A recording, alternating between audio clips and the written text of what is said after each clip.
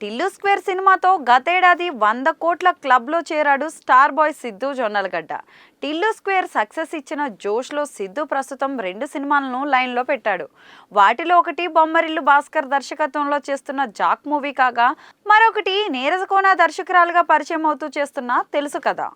ఈ రెండిట్లో ముందుగా జాక్ మూవీ రిలీజ్ కానుంది. శ్రీ వెంకటేశ్వర సినీ చిత్ర బ్యానర్ పై బీవీఎస్ఎన్ ప్రసాద్ నిర్మిస్తున్న ఈ సినిమా ఏప్రిల్ 10న రిలీజ్ కానున్నట్లు మేకర్స్ ఇప్పటికే అనౌన్స్ చేశారు. ఆల్రెడీ సిద్ధు బర్త్డే సందర్భంగా జాక్ నుంచి రిలీజ్ చేసిన టీజర్ కు మంచి రెస్పాన్స్ ఇచ్చిన విషయం మనందరికీ తెలుసు. ఇప్పుడు రిలీజ్ దగ్గర పడుతున్న నేపథ్యంలో చిత్ర యూనిట్ మ్యూజికల్ ప్రమోషన్స్ ను స్టార్ట్ చేసింది. జాక్ సినిమా నుంచి కిస్ సాంగ్ ప్రోమోనైతే రిలీజ్ చేశారు.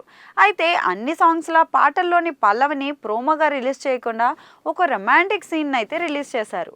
ఈ ప్రోమోలో సిద్ధు, వైష్ణవి చైతన్య ఇద్దరు చాలా రొమాంటిక్ గా కనిపించారు. ప్రోమో చూస్తుంటే సినిమాలో వైష్ణవి సిద్ధు మధ్య కెమిస్ట్రీ బాగా వర్కౌట్ అయినట్లే అనిపిస్తోంది.